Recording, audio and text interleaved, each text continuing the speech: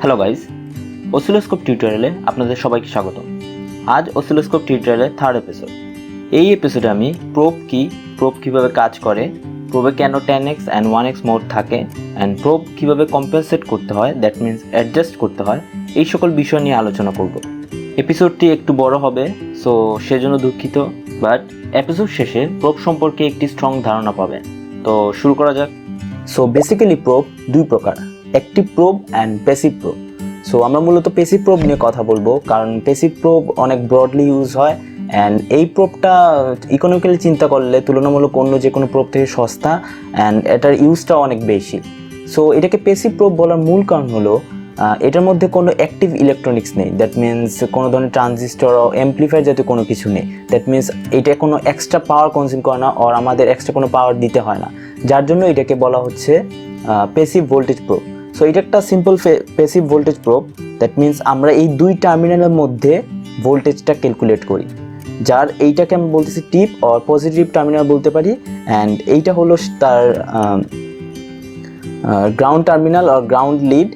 আর আমরা মূলত এইটা আমরা গ্রাউন্ড টার্মিনালের সাথে কানেক্ট করি কোনো সার্কিটের, অ্যান্ড এটা আমরা যেখানে পজিটিভ টার্মিনাল সেটার সাথে কানেক্ট করি আমরা দুই কোনো সার্কিটের একটা পজিশনের মধ্যে।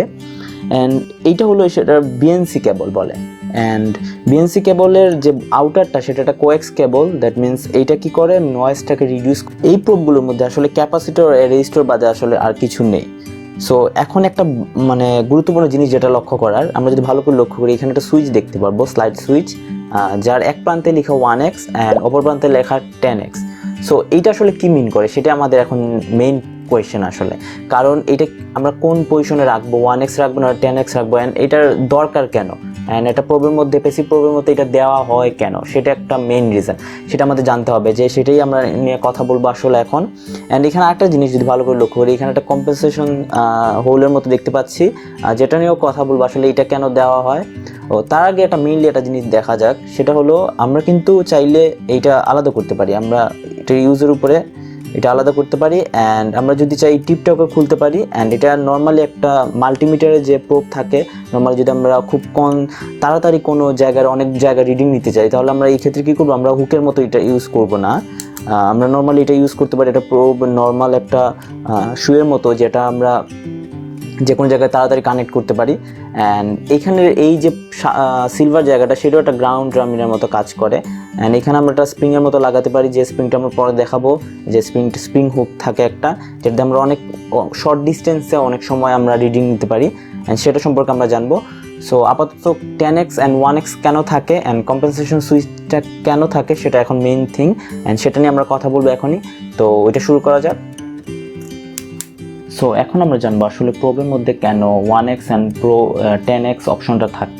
সো আমরা ভালো করে লক্ষ্য করি, আমরা যদি অসিলোস্কোপে ইনপুট চ্যানেল লক্ষ্য করি তাহলে দেখতে পাবো প্রত্যেকটা ইনপুট চ্যানেলে 16 পিকোফ্যারাডের একটা ক্যাপাসিটর অ্যান্ড 1 মেগা ওহমের রেজিস্টর প্যারালি কানেক্ট হয়ে সেটা গ্রাউন্ডের সাথে কানেক্ট হয়।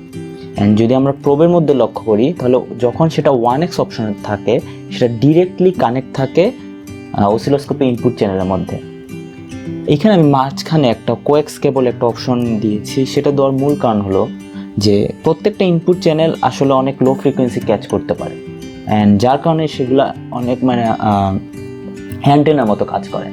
সো যেহেতু এটা অ্যান্টেনার মতো কাজ করে, দেখা যায় কি যে আমরা যে সার্কিটের মেজার করতে চাচ্ছি, যে সিগন্যালটা চেক করতে চাচ্ছি, সেটার উপর সেটা ইফেক্ট তৈরি করে।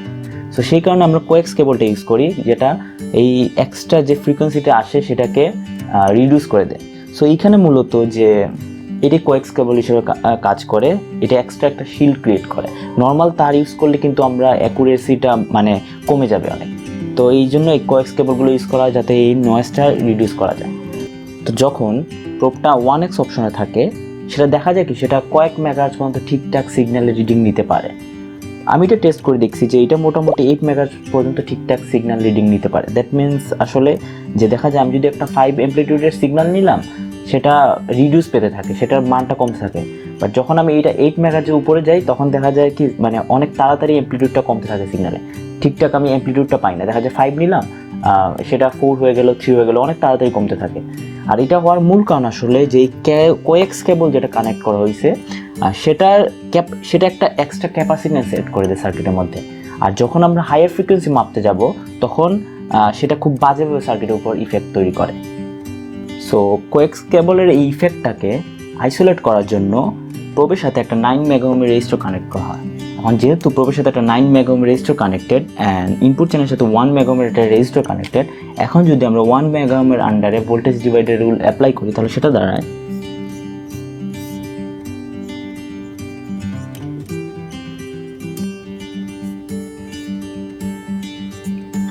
এই যে 1/10 ভি আসলো, আসলে এইটাকেই বলে 1x to 10x attenuation.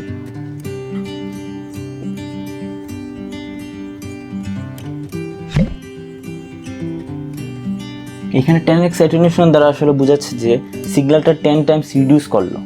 That means এইটা বোঝায় না আসলে যে 10 টাইমস গেইন করলো। অনেকে আসলে 10x অপশনটাকে দেখে মনে করে যে আসলে 10 টাইমস সিগন্যালটা মেবি গেইন করছে, আসলে তা কিন্তু না। আসলে 10x দ্বারা অপশনটা দ্বারা বোঝাচ্ছে যে সিগন্যালটা 10 টাইমস ডিক্রিজ করতেছে। এইখানে এই ক্ষেত্রে এটা ডিক্রিজ হচ্ছে। বাট এইখানে একটা বড় প্রবলেম, সেটা হলো এই 9 মেগাওহম রেজিস্টর কিন্তু একটা প্রবলেম ক্রিয়েট করে। অ্যান্ড সেই প্রবলেমটা হলো আসলে এটা ইনলাইনে কানেক্ট করার জন্য প্রোবের ইনপুট চ্যানেলের মধ্যে যে ক্যাপাসিটর রয়েছে অ্যান্ড কোয়েক্স কেবলের ক্যাপাসিটর অ্যান্ড 9 মেগাওহম রেজিস্টরের কারণে এটা একটা লো পাস ফিল্টারের মতো কাজ করে। সো আমি জানি মানে এখানে অনেক হয়তো জানেন না যে আসলে লো পাস ফিল্টার কি। সো লো পাস ফিল্টার সম্পর্কে আমি পরে বিস্তারিত আলোচনা করব, বাট আপাতত বলে রাখি লো পাস ফিল্টারের কারণে আসলে কি হয়, দেখা যায় কি সার্কিট যে সিগন্যালটা আমি মানে চেক করতে চাচ্ছি, যেটা আমি মেজার করতে চাচ্ছি, সেটা আরও রিডিউস করে, যার কারণে দেখা যায় সিগন্যালটা ঠিকঠাক আমরা অ্যাম্প্লিটিউড আবার পাই না। সো সেটাকে সলভ করার জন্য 9 মেগাওহম রেজিস্টরের সাথে একটা ভেরিয়েবল ক্যাপাসিটর কানেক্ট করা, যেটা আমরা অ্যাডজাস্ট করতে পারি, যেটা আমরা কম্পেনসেট করতে পারি, যেটা কম্পেনসেট বলে। সো এই ক্যাপাসিটরটা আমরা কম্পেনসেট করার মাধ্যমে আমরা সার্কিটের লো পাস ফিল্টার ইফেক্টটাকে আইসোলেট করে ফেলি। সো এখন তাহলে এটাই মেইন থিং যে 9 megaohm resistor and capacitor variable capacitor আসলে 10x মোডটা ক্রিয়েট করে অ্যান্ড নর্মালি যেটা পজিশন থাকে সেটা 1x মোড। অ্যান্ড আমরা আসলে কি জানলাম 1x অ্যান্ড 10x কোনটা আসলে দরকার অ্যান্ড 10x মোড আসলে আমাদের কেন দরকার সেটা আমরা আসলে জানলাম। আর 10x মোডটাই আসলে একটা বেটার অপশন। আসলে 1x মোড আসলে কোনো ইউজেবল আমি দেখি না নর্মালি এখন ক্ষেত্রে, বাট মেইন জিনিসটা হলো 10x মোডে আসলে আমরা করব, সেটাই বেটার অপশন আমাদের জন্য, সবার জন্য। সো আসলে 1x অ্যান্ড 10x কি এখন আমরা জানলাম, অ্যান্ড 10x অ্যাটেনুয়েশন মানে কি বোঝায় সেটা আমরা জানলাম। আসলে 10x বলতে কি 10 টাইমস গেইন না, সেটা 10 টাইমস রিডিউস হয় সিগন্যালটা। সো আমরা এখন আসলে কীভাবে প্রোব কম্পেনসেট করতে হয় সেটা এখন দেখব। সো সেটা দেখা যাক। সো এখন দেখব কীভাবে প্রোব কম্পেনসেট করতে হয়, দ্যাট মিনস প্রোব অ্যাডজাস্টমেন্ট করতে হয়। সো ফার্স্টলি প্রোবকে চ্যানেল 1 ইনপুটে কানেক্ট করব।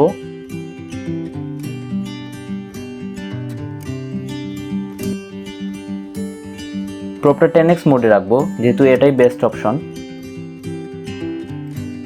অ্যান্ড এটা হলো প্রোব কম্পেনসেশন হোল, যাকে ক্লকওয়াইজ অ্যান্ড অ্যান্টি ক্লকওয়াইজ ঘুরিয়ে আমরা প্রোব কম্পেনসেট করব। এখন যেহেতু চ্যানেল 1-এ প্রোবটা লাগিয়েছি, তাই চ্যানেল 1 মেনু থেকে কয়েকটা অপশন আগে সেট করে নিতে হবে। অলমোস্ট সকল ডিএসও অসিলোস্কোপের মধ্যে প্রোব কম্পেনসেট করার জন্য বিল্ট ইন সিগন্যাল জেনারেটর থাকে। এই সিগন্যাল দিয়ে আমরা প্রোবের প্রেজেন্ট সিচুয়েশনটা দেখতে পাবো। নাও চ্যানেল 1 মেনু সেট করা যাক। কাপলিং অপশনে ডিসি কাপলিং রাখবো যেন পুরো সিগন্যালটা দেখতে পারি। কখন ডিসি, কখন এসি আর কখন গ্রাউন্ড রাখতে হয় তা পরে বিস্তারিত জানবো। যেহেতু প্রোব 10x মোডে রেখেছি তাই প্রোব অপশনে 10x রাখবো যেন অসিলোস্কোপ বোঝে প্রোব 10x মোডে রয়েছে। এখন ট্রিগার মেনু ওপেন করব অ্যান্ড টাইপ এজ রাখবো। এই সকল অপশন সম্পর্কে আমরা স্টেপ বাই স্টেপ জানবো। সোর্স চ্যানেল 1 রাখবো যেহেতু প্রোব চ্যানেল 1-এ কানেক্ট করেছি। স্লোপ আপ এজ রাখবো যেন অসিলোস্কোপ সিগন্যালের আপ এজ থেকে রিডিং নেওয়া শুরু করে। আমি আপাতত ট্রিগার মেনু কেন সেট করলাম সেটা নিয়ে ডিটেলসে যাব না, কারণ পরবর্তীতে আমি ট্রিগার সম্পর্কে আলাদা করে কয়েকটি এপিসোড বানাবো। বাট আপাতত বোঝার সুবিধার্থে বলে রাখি, ট্রিগার মূলত অসিলোস্কোপকে সেই ডাটা পাস করে যে ডাটা সম্পর্কে আমরা জানতে চাচ্ছি অর সিগন্যালের কোন বিহেভিয়ার আমরা অবজার্ভ করতে চাচ্ছি। এখন probe tip 3 volt peak to peak and 1 kilohertz কানেক্টরের সাথে কানেক্ট করব অ্যান্ড গ্রাউন্ড ক্লিপ গ্রাউন্ড হুকের সাথে কানেক্ট করব। নাও চ্যানেল 1 অন করব। এখন ডিসপ্লেতে আমরা একটি সিগন্যাল দেখতে পাচ্ছি। সিগন্যালটা অনেক কম্প্রেস দেখাচ্ছে, so second part division decrease করব।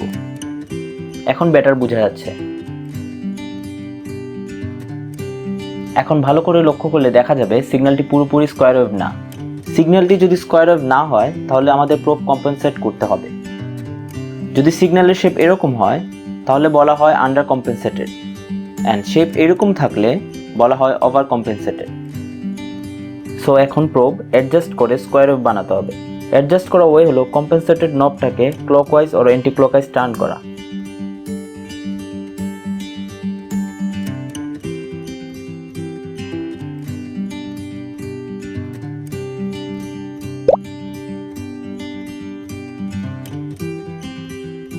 সো এখন আমরা স্ক্রিনে স্কোয়ার ওয়েভ দেখতে পাচ্ছি।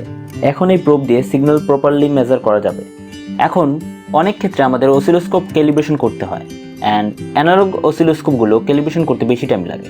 যদিও ডিএসও অসিলোস্কোপের ক্ষেত্রে বারবার ক্যালিব্রেশন করা লাগে না, তবুও আমি একটি এপিসোডে সিআরও অ্যান্ড ডিএসও দুই টাইপেরই ক্যালিব্রেশন দেখাবো।